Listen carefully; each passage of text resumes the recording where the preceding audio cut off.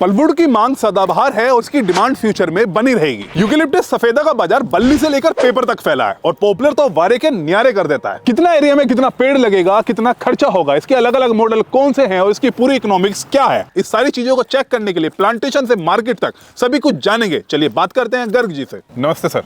नमस्ते। अपना एक छोटा सा परिचय दे दीजिए सर। मैं स्टार पेपर मिल सहारनपुर में जनरल मैनेजर प्लांटेशन हूँ। हमारी मिल 1938 से लकड़ी से बनाती है पेपर और इसमें हमने 50 लाख यूकेलिप्टस के बहुत उच्च किस्म के कॉलोन बनाते हैं। हम किसानों को हम वो देते हैं, किसानों से लकड़ी भी खरीदते हैं। ज्यादातर यूकेलिप्टस पॉपुलर और बैम्बू की लकड़ी खरीदते हैं। ये हमारी नर्सरी कितने एरिया में है और जो प्लांटेशन आपने खुद भी किया हुआ है वो कितने एरिया में? ये नर्सरी हमारी 3 हेक्टेयर एरिया में है और प्लांटेशन हमारा 10 हेक्टेयर में है। यहाँ से 30 किलोमीटर के करीब दूर है। अभी हमारे पास में कौन कौन सी यूकेलिप्टस की वैरायटीज हैं? हमारे पास सर ये 405 SPM 23 और भी 8-9 तरह की वैरायटीज हैं। और अभी यहाँ पे कुछ आप मेरे ख्याल से बना भी रहे हैं, क्या कर रहे हैं यहाँ पे? यहाँ पर ये क्लोन्स बनाने का काम हो रहा है। अच्छा। जो कि मिस्टर सुरेश वर्मा हैं, ये सारा काम देखते हैं नर्सरी का। ये आपको डिटेल से बताएंगे। ये सफेदा के क्लोन बनाने के लिए कटिंग्स हो रहा है। मदर से कटिंग होने का प्रोसेस आगे है। अच्छा, वो हम अच्छा। दिखाते हैं। बहुत सारे कटिंग्स बनाते हैं। अच्छा, यहाँ पे ये क्या? ये यहाँ पे है सर। अच्छा, तो ये अपना मतलब कि आपने ये अपना मदर प्लांट है यहाँ पे? ये सेलेक्टेड वैरायटी का मदर प्लांट है हमारा। अच्छा अच्छा। इसको हम कलेक्शन कर रहे हैं अभी। तो ये जैसे बेड बनाया हुआ है कितने बाई कितने में और कितने पेड़ बेड ये 1.5 मीटर चौड़ा है। अच्छा। और लंबाई अपने हिसाब से रख सकते हैं, जितना हमारा स्पेस हमारा जगह है उसके हिसाब से रख सकते हैं। और पेड़ की दूरी कितनी है? पेड़ की दूरी 9 इंच बाई 1 फीट रखा जाता है सर। इसमें हम नीचे जो है पॉलिथीन डाल देते हैं। डालने के बाद में सैंड और मिट्टी मिला के भरते हैं ताकि उसके रूट जहाँ जाना है वहाँ चला जाता है। जी, वही देखते हैं जो वहाँ पे कटिंग हो रहा है उसमें क्या क्या प्रोसेस होता है। एक पेड़ से हमने 15 कटिंग निकाली, 1 साल में 8 बार निकाली। और अगर एक पेड़ में से 4 से 5 निकलेगी एक कटिंग में से, तो हमारे 120 × 4 12 चौक 48 480 500 पौधे हमारे 1 साल में एक मदर प्लांट से निकल के आ जाते हैं। तो यहाँ पे क्या क्या हो रहा है? ये पत्ते को क्या करते हैं 1 स्क्वायर सेंटीमीटर छोड़ के काट देते हैं। अच्छा, ताकि अच्छा। वाटर लॉसेस ना हो। 4 से 5 सेंटीमीटर के कलम बना लेते हैं। कलम बनाने के बाद में उसको हम फ्रेश वाटर में कलम को रखते हैं। ये हमारा कटिंग है। अच्छा, ये कटिंग है। और ये मतलब कि 4 कटिंग ऐसा निकला होगा एक अपनी कटिंग में से। ये तो पानी से अपना निकालते हैं। अभी पानी से निकालने के बाद में सिस्टमिक फंगिसाइड में ट्रीटमेंट करेंगे। ये कपड़े के ऊपर डाल दिया ताकि मतलब कि वैसे ना निकालना पड़े अपना। निकालना पड़े। और फिर अपना डाल उसके देंगे बाद में इसमें। कॉन्टैक्ट फंगिसाइड से ट्रीट करेंगे। अच्छा, फिर इसमें डाल देंगे। मतलब कि ऐसे ऊपर नीचे करके डालना पड़ता है? हाँ, ऊपर नीचे करके ड्रिप करके निकाल देंगे। तो लगा के दिखा दीजिए एक बार। ये सर कटिंग से है। इस तरह नीचे से मतलब कि नीचे टिप में से लगा लिया इसको। थोड़ा सा डिप करेंगे। अच्छा। डिप करने के बाद में उसको लगा देंगे। इसके अंदर कोयर पिथ होता है। अच्छा अच्छा। नारियल का पाउडर है। अच्छा। इसको हम उससे फिल कर देते हैं। फिल करने के बाद में उसी में हम लगाते हैं। फिर हमने ये ट्रे लगाया, ये अपना 40 कितने का है इसमें? ये 60 सेल होते हैं। अच्छा, एक अच्छा। ट्रे में 60 पौधे बनते हैं। अभी लगाने के बाद में उठा के हम लेके जाएंगे। अच्छा। चेम्बर में शिफ्ट करेंगे। अच्छा, चैम्बर मतलब कि होता क्या है चैम्बर के अंदर? ये एक ग्रीन हाउस होता है। अच्छा। जिसमें आर्टिफिशियल टेम्परेचर क्रिएट किया जाता है। अच्छा। और उसको वहाँ पे कृत्रिम तरीके से तैयार किया जाता है पौधों को। कितने ट्रे और कितने प्लांट है एक बार में जैसे ये लेके हमारा जाते हैं? 7 ट्रे एक स्टैंड पे आता है। अच्छा। और एक ट्रे में 60 पौधे हैं। और ये कितने दिन तक रखा रहता है? ये यहाँ पे 30 से 35 दिन के लिए रखते हैं। बाकी इसका प्रोसीजर सर हमारे विकास प्रसाद जी हैं। अच्छा। ये बाकी प्रोसीजर ये आपको बता देंगे। अच्छा, चलिए माइक दे दीजिए आप, इनको लगा देते हैं। तो विकास जी यहाँ पे होता क्या है? यहाँ पर एक्चुअल में सर हम रखने से पहले इसको पहले ट्रीटमेंट करते हैं फंजीसाइड से। अच्छा। ये 250 स्क्वायर मीटर एरिया का है। अच्छा। इसमें 1,20,000 कैपेसिटी तक हम पौधे को रखते हैं। अच्छा, और इसमें 10 दिन बाद इसमें रूटिंग और शूटिंग स्टार्ट हो जाता है। इसमें जब 70% जड़ आ जाता है तो इसको हम लोग बाहर प्रोसेस में शिफ्ट करते हैं। और ये शूट मतलब कि ऊपर से भी शुरू हो जाता है? शूट हो जाता है। शूट कितने दिन में आना शुरू हो जाता है? ये 10 से 12 दिन में स्टार्ट हो जाता है। 10 से 12 दिन के अंदर में मतलब कि निकलना स्टार्ट हो जाता चालू है। हो जाता है। और लगभग ये 15 दिन बाद इसमें जड़ निकलना स्टार्ट हो जाता है। अभी मेरे ऊपर से सिर पे से पानी भी गिरा है, तो ये बताइए कि यहाँ पे मतलब कि कंडीशंस क्या क्या रखी जाती है? ह्यूमिडिटी इसमें हम लोग 90% रखते हैं। कितने दिन तक? पूरे 1 महीने तक? पूरे 1 महीने तक। और और टेम्परेचर 35 से 38 डिग्री रखते हैं। अच्छा, आगे क्या होता है?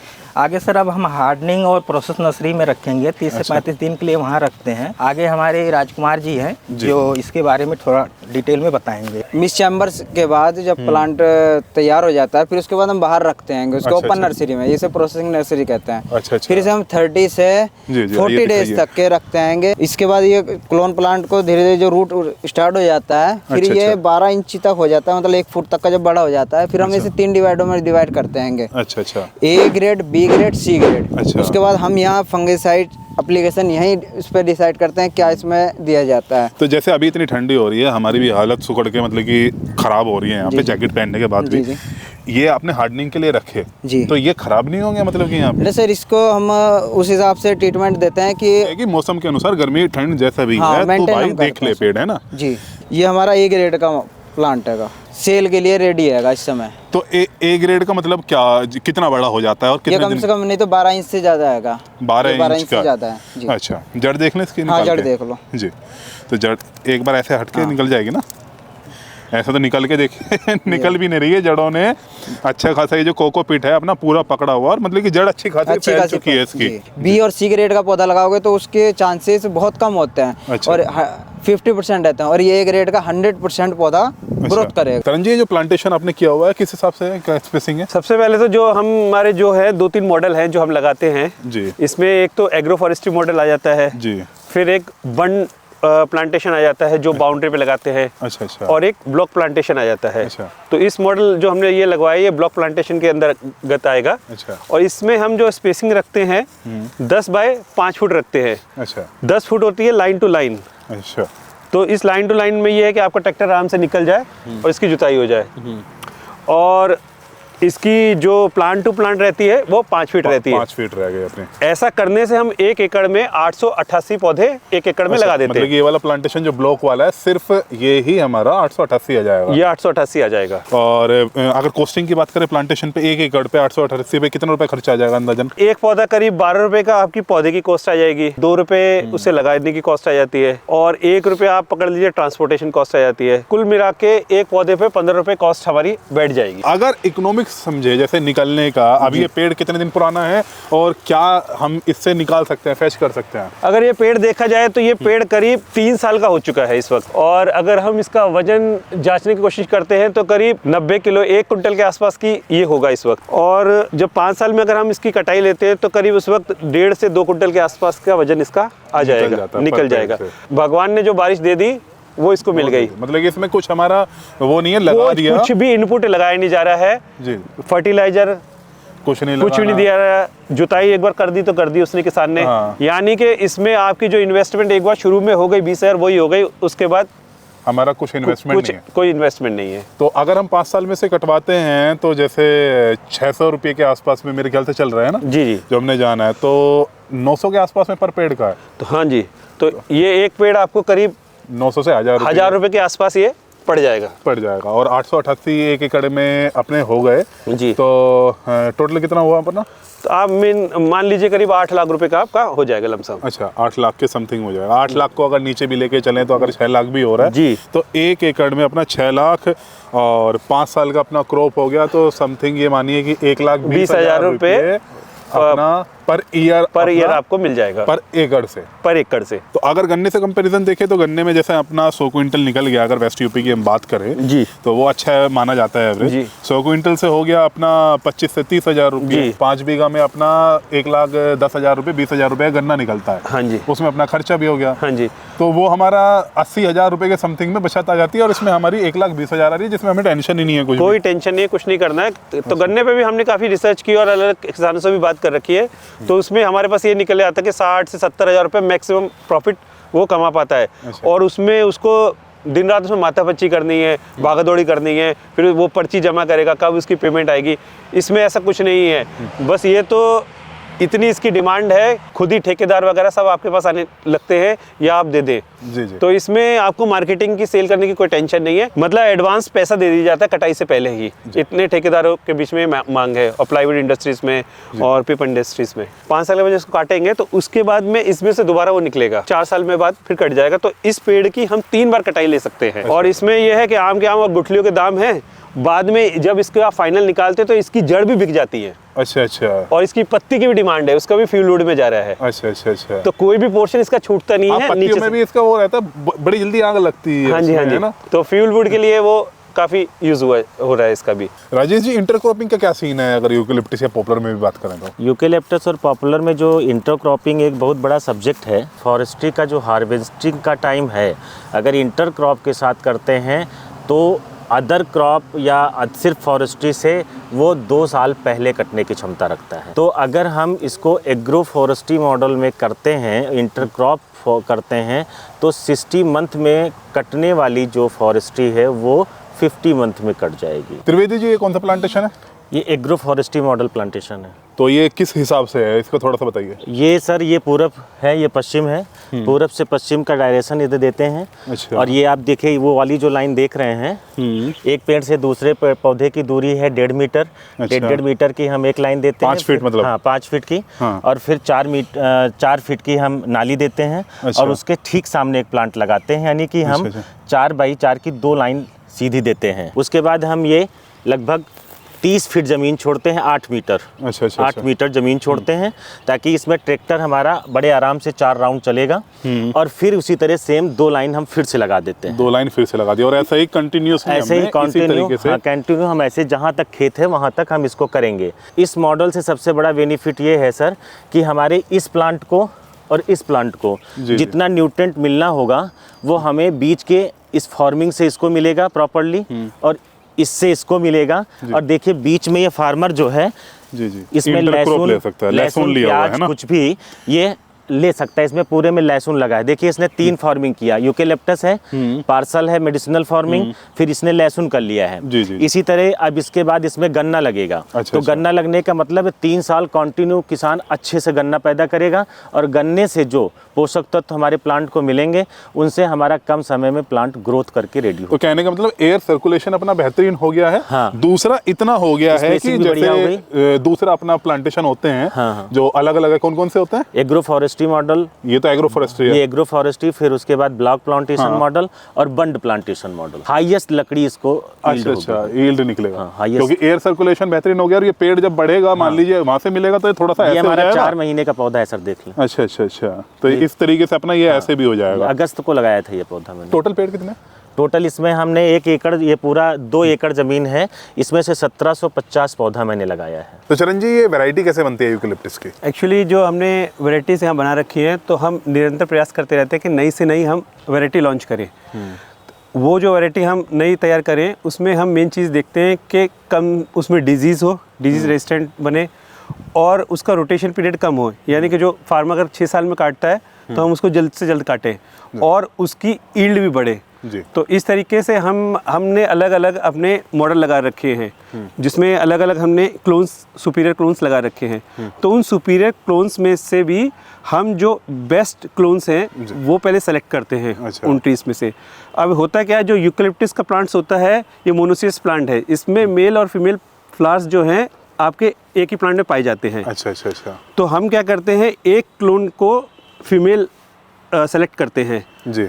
उसके हम फ्लावर्स जब लेते हैं तो उसमें से जो उसके मेल पार्ट है हम वो हटा देते हैं। अच्छा, तो ये मतलब कि ये अभी क्या है अपना, ये मेल और फीमेल इस पे एक साथ में ही आ जाता है? हाँ जी, मतलब कि सीड बन रहा है, आप एक ये सीड कह बन रहा सकते है हैं। जी। हम क्या करें, फीमेल कौन सी है? ये वाली जो ये बंद है। अच्छा, ये बंद है, ये फीमेल है? हाँ जी हाँ जी। और मेल कौन सा है? ये जिसके पॉलिन्स खुल जाएंगे। अच्छा, इसके साइड में ही है बिल्कुल? हाँ जी। तो ये मेल और फीमेल फ्लावर्स इसके एक ही उस पे बंच पे है। बंच पे है। अच्छा। तो हम क्या करेंगे, जो ये ट्री है, सपोज ये हमारा 288 क्लोन है। अच्छा, तो अच्छा। इसको हमने एज अ फीमेल सेलेक्ट कर लिया। अब इस फीमेल में क्या करेंगे, सबसे पहले हम करते हैं इमेस्कुलेशन प्रोसेस करेंगे। ऊपर पोलन हो गया, और ये जो बीच में से हमने निकाला हुआ देख रहे हैं, ये हो गया ओवरी। ये ओवरी हो गई, ये फीमेल हो गई। ये फीमेल पार्ट हो गई। अब इसमें से ये जैसे ये जो इसके पॉलिन्स निकल के इसमें जा सकते हैं, तो इसको हम रिमूव कर देंगे। अच्छा, तो ये रिमूव करके बड़ा मुश्किल प्रोसेस है इतने से उससे और रिमूव करना? हाँ जी, इस टाइप के हम बना देंगे। अच्छा, इसको इमेस्कुलेशन करते हैं, जो मैंने आपको काट के दिखाया। अच्छा, कहने का मतलब यहाँ से मेल फ्लावर रिमूव करके पोलन रिमूव कर रहे हैं। हाँ जी। तो उसे जो आपने टर्म बताया वो बोलते हैं इमेस्कुलेशन। ये फीमेल फ्लावर्स हमने यहाँ पे छोड़ देंगे, इसकी बैगिंग कर देंगे, तो ये नया वैरायटी बन के वैरायटी बन जाएगी, दोनों का क्रॉस हो जाएगा ये। हरिओम जी, तो जो भी कटिंग आती है यहाँ पे आ जाती है पेड़ों की? हाँ, पहले हम लोग किसान से पूरा पेड़ लेते हैं। जी जी। पेड़ का जो हमारे यूज का है पल्प वुड, 5 इंची से लेकर के 12 इंची तक की गोलाई का लकड़ी हम यहाँ लेके आते हैं।